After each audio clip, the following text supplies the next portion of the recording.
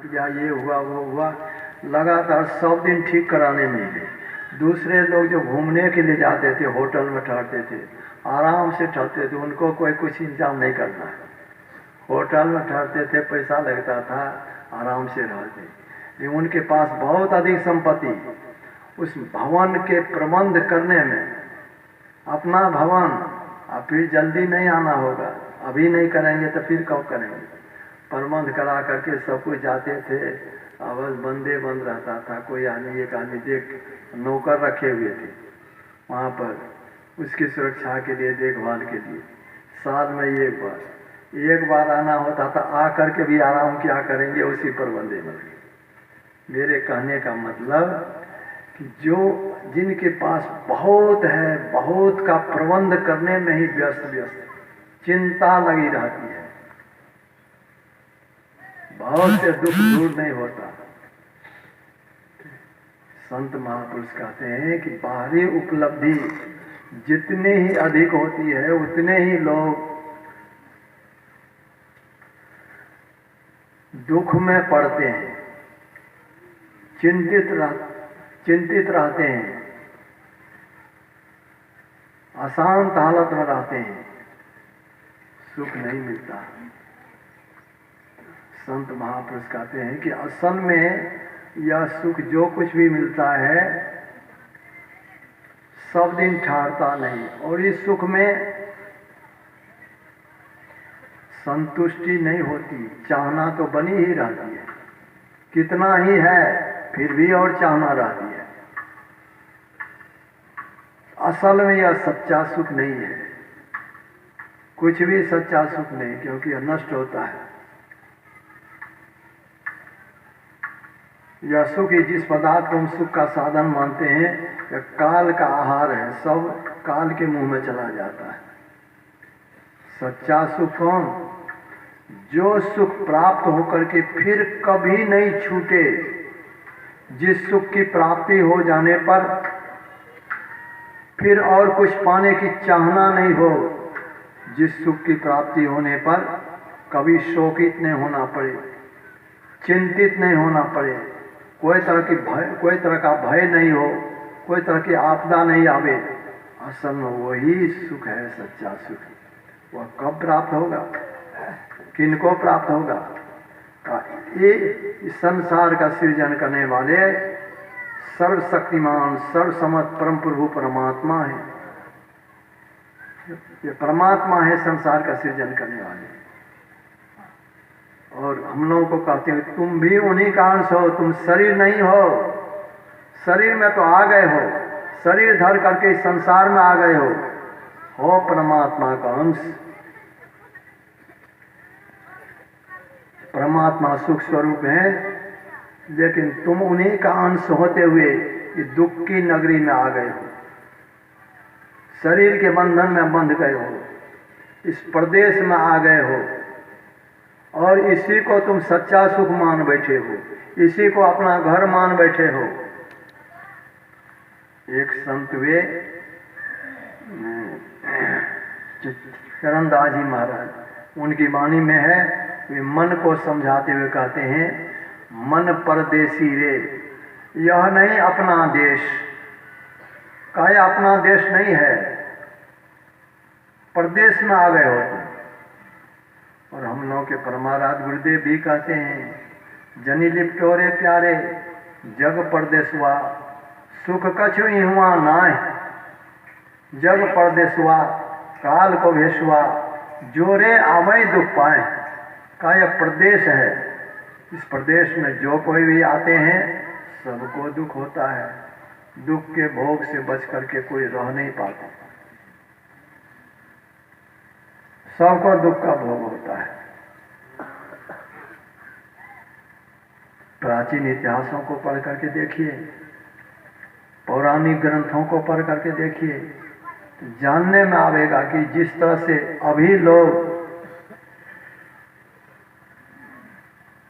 दुख में पड़े हुए हैं, पूर्व काल में अभी भी सब कोई सब समय सुख की हालत में नहीं देखे जाते।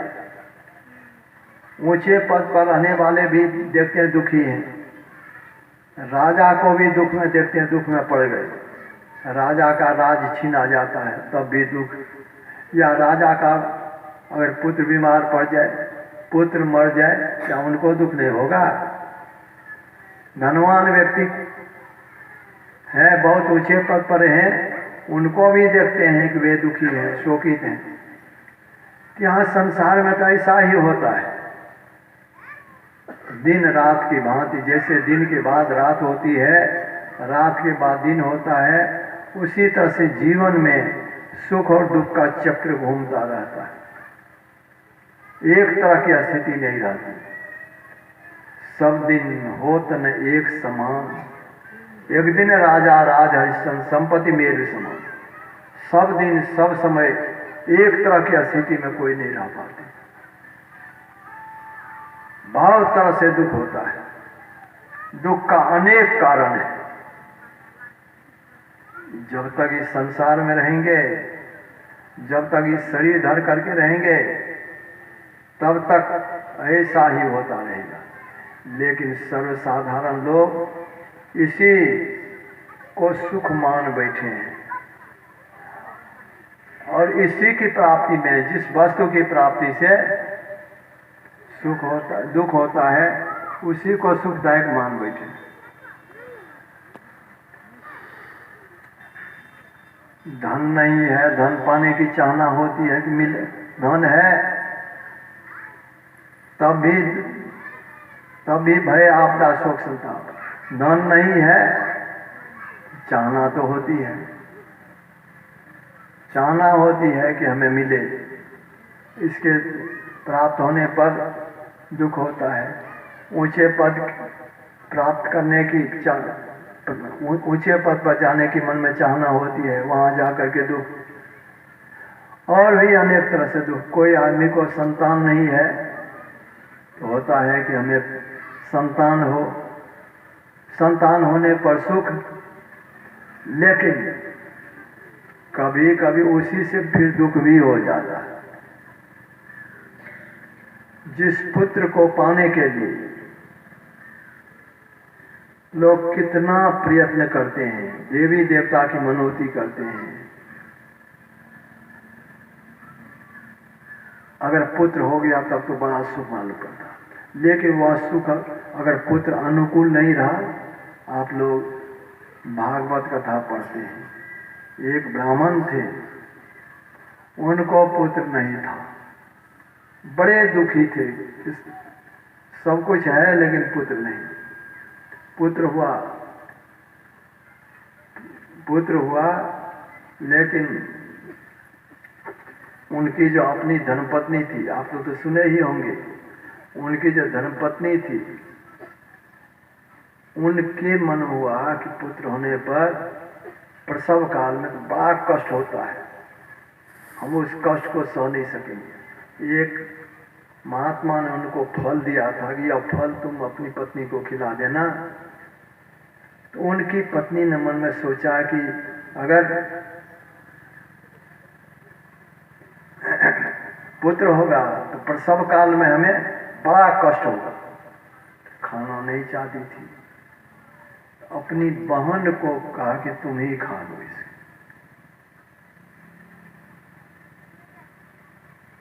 लेकिन बहन कहा कि हमारा ही पुत्र ले लो, तो वो फल खिला दिए गाय को, गाय को फल खिला दिए। और बहन उनको अपना पुत्र इस तरह से कहा कि तुम कह देना ब्राह्मण को कि हमें संतान होने वाला, हम निकलेंगे नहीं, घर में ही रहेंगे। लोग हमको देख करके, पेट की हालत को देख करके लोग अच्छा नहीं समझेंगे, तो हम घर में ही रहेंगे, अच्छा नहीं लगेगा, तो छिप करके रहेंगे। कहा जिस रोज हमको पुत्र होगा खबर दे देंगे, वही पुत्र तुम अपने पास ले जाना और कहना कि हमको पुत्र हुआ है। वैसा ही किया, उसको ले गया, उन्हीं के यहाँ उसका पालन पोषण हुआ, लेकिन वह पुत्र अनुकूल नहीं हुआ, अनुकूल नहीं। जवान होने पर वही अपने पिता को पीट कर उनसे धन लेकर के गलत गलत काम में खर्च करने लगा। माता पिता बड़े दुखी हुए। जिस पुत्र को प्राप्त करने के लिए कितनी मनौती करते थे वही उनको पीटते थे। कहानी तो लंबी है।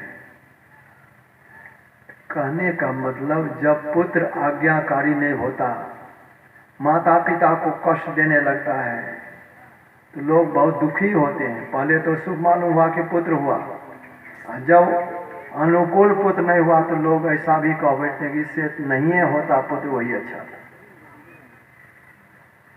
तो संतान से भी कोई सुखी नहीं होते, बल्कि यह तो सुख और दुख नहीं भी जिनको संतान है उनको भी अगर सुख का भोग है तो दूसरे लोग उनकी सेवा करते हैं, और अपना भी पुत्र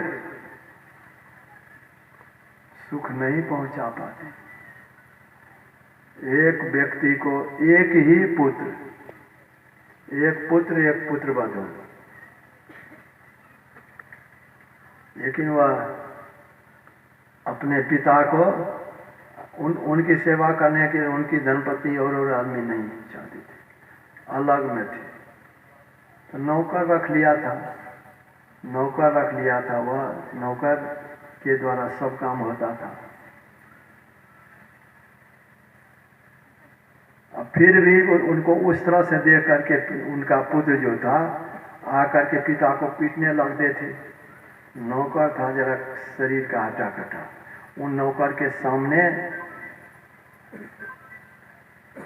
जो वह अपने पिता को पीटा, नौकर से रहा नहीं गया।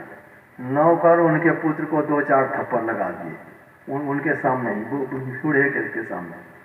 और बूढ़ा बहुत नाराज, कहने लगा तुम्हारा इतना हिम्मत, हमारे सामने तुम हमारे पुत्र को मारा, नौकर होकर के तुम हमारे पुत्र को मारोगे। नौकर को हटा दिया। तो मारने पीटने पर भी तब भी उसी में सुख मानते हैं। कहा मारा तो हमारा ही पुत्र ना हमको मारा, तुम नौकर होकर के हमारे पुत्र को मारोगे। ये सब है अज्ञानता। असल में सुख क्या है उसको लोग नहीं जानते। संत महापुरुष कहते हैं लोगों, सुख स्वरूप तुम हो, लेकिन तुम अपने में स्थित नहीं हो। अभी तुम इंद्रियों के घाट में जुट करके इंद्रिय के विषय को सुख मान बैठे हो। तुम शरीर में हो, तुम्हारी शक्ति से तुम्हारी इंद्रियां, तुम्हारी आंख, तुम्हारा कान, तुम्हारी नासिका, जिह्वा, त्वचा, ये सब काम करती है। आंख काम करती है मतलब बाहर के दृश्य को देखती है तुम्हारी आंख। कान काम करता, बाहर के शब्द को सुन पाते हो कान के द्वारा, लेकिन इसमें अपनी शक्ति नहीं है। तुम्हारी ही शक्ति से तुम्हारी आंख काम कर रही है, देखने का काम हो रहा है। तुम्हारी शक्ति से तुम्हारा कान काम कर रहा है।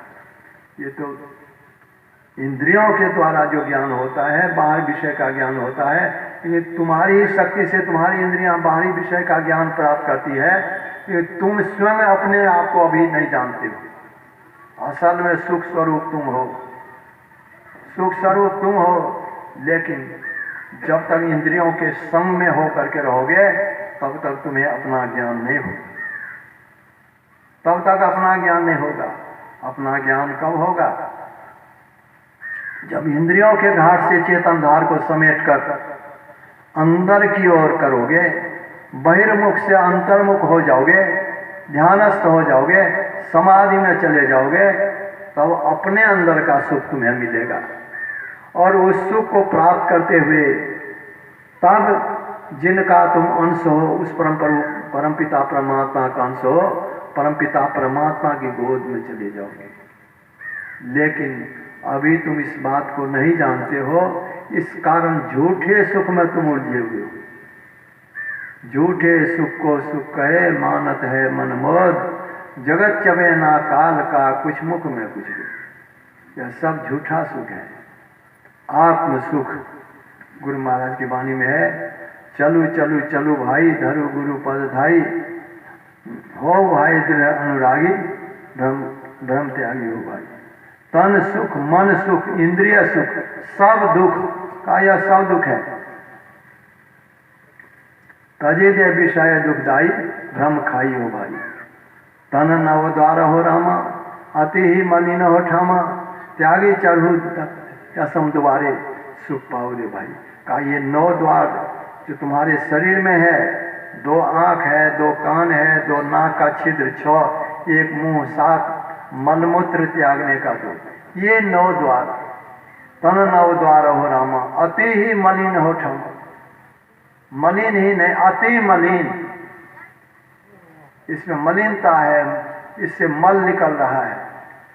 इसको त्याग करके 10वें द्वार में चलो, तब देखो कि कैसा सुख मिलता है। इसके लिए करना पड़ेगा। क्या करना पड़ेगा? भजू भाई गुरु गुरु गुरु रूप ध्यान धरू, सन्मुख बिंदु निरेखो, सुख देखो रे भाई। ये संकेत है का बाहर की चाहनाओं को मन से हटाकर संसार में हो, कर्तव्य कर्म को तो करना ही पड़ेगा। कर्तव्य कर्म को किए बिना कोई रह भी नहीं सकता। परिवार में है, घर में है, जो काम करना चाहिए वो करते हुए इसको करते हुए अपने उस आत्म सुख को प्राप्त करने का प्रयत्न करें। कर्तव्य कर्म, माता पिता हैं, उनका बड़ा उपकार है और वे वृद्ध हो गए हैं, हमारा धर्म कि हम उनकी सेवा करें। भाई है, बहन है, पत्नी है, पुत्र है, पुत्री है, इस सब के भरण पोषण का दायित्व है, उसका पालन करते रहें। पुत्र पुत्री को पढ़ाना है, लिखाना है, शादी विवाह करना है, सब कुछ करें, लेकिन सब कुछ करते हुए अपना निज का काम करें। निज का काम, अपना काम जो शरीर छूटने के बाद हमको सुख पहुंचा दो, और निज का काम परमात्मा की भक्ति, इस काम को करते रहे। यह ज्ञान देने के लिए संत महापुरुष इस संसार में आते हैं, अपने लिए नहीं आते। संत कबीर साहब ने कहा, वृक्ष कबो नहीं फल भखे, नदी ने पीवे नीर, परमारथ के कारणे संतन धरासन। वृक्ष में फल लगता है, आम का गाछ है, फलता है, या अन्य तरह का वृक्ष है, अलग अलग वृक्ष है, सब में फल लगता है। क्या उस फल को वह वृक्ष स्वयं खाता है? वृक्ष नहीं खाता, और दूसरों के लिए फलता है। नदी ने पीवे नीर, नदी में बहुत जल रहता है, उस जल को वह स्वयं नहीं पीती, दूसरों के काम में आता है। ठीक उसी तरह से परमारथ के कारणे संतन धरा शरीर, मानव कल्याण के लिए संत महापुरुष आते हैं, और आकर के दूसरों को सुख पहुंचाने के लिए संत सहहि दुख परहित लागी, दूसरों को दुख से उबारने के लिए स्वयं दुख सह लेते हैं। ऐसे संत महापुरुष अगर इस संसार में नहीं आवे तब क्या हाल हो जाए। संत पलटू साहब ने कहा, आग लगी आकाश में चुई चुई पड़े अंगार, संत न होते जगत में तो जल जाता संसार। आग लगी आकाश में, आकाश कहते हैं शून्य को, खाली जगह को। इस शून्य के अंदर ही सारा विश्व ब्रह्मांड है, सूर्य चंद्र तारे जो कुछ भी देखते हैं शून्य के अंदर है। गांव घर बस्ती बड़ा बड़ा मकान सब शून्य, खाली जगह में ही तो लोग बनाते हैं। ये सत्संग के लिए सामियाना लगा, शून्य के अंदर लगा है। इस सामियाने के अंदर भी शून्य है, उसमें हम लोग बैठे हैं, खाली जगह है। हम लोग इस सामियाने में, हमारे अंदर भी शून्य है, खाली जगह है। बल्कि आप कहेंगे लोहा वगैरह ठोस है, उसमें भी शून्य है। अगर शून्य नहीं रहे, खाली नहीं रहे, आग की गर्मी, जब हम लोहा को आग में डालते हैं तो उसमें गर्मी प्रवेश कर जाती है। अगर शून्य नहीं होता तो प्रवेश कैसे करता? उसमें भी शून्य है। मतलब कहने का मतलब ये सारा संसार, विश्व ब्रह्मांड सूर्य के अंदर, शून्य के अंदर है, और इस शून्य में ही आग लगी हुई है। और कौन सी आग है? जिसको हम लोग देख नहीं पाते हैं। संत महापुरुष कहते हैं ये विकार की आग है। काम, क्रोध, लोभ, मोह, मद, मात्सर्य, ईर्ष्या, द्वेष, छल, कपट, ये विकार की आग धधक रही है। बाहरी उपलब्धि बहुत होने पर भी इन विकार की आग में जलने के कारण हम अपने को अशांत हालत में पाते हैं। मन में शांति नहीं आती। चाहते हैं, सुख चाहते हैं, शांति चाहते हैं, लेकिन विकार की आग में जल रहे हैं। कैसे इस बात को समझें? हम आग में जल रहे हैं तो बाहर की बात छोड़ो, देखते नहीं हो और फिर भी कष्ट पाते हो। ठीक उसी तरह से जैसे जाड़ा के समय में, जाड़ा को लोग देखते तो नहीं है इस आंख से, लेकिन ठंड से ठिठुरते तो हैं। गर्मी के समय गर्मी को लोग इस आंख से नहीं देखते, गर्मी से लोगों को कष्ट होता है, व्याकुलता होने लगती है। बहुत गर्मी पड़ती है तो रात के समय भी जल्दी नींद नहीं आती गर्मी का।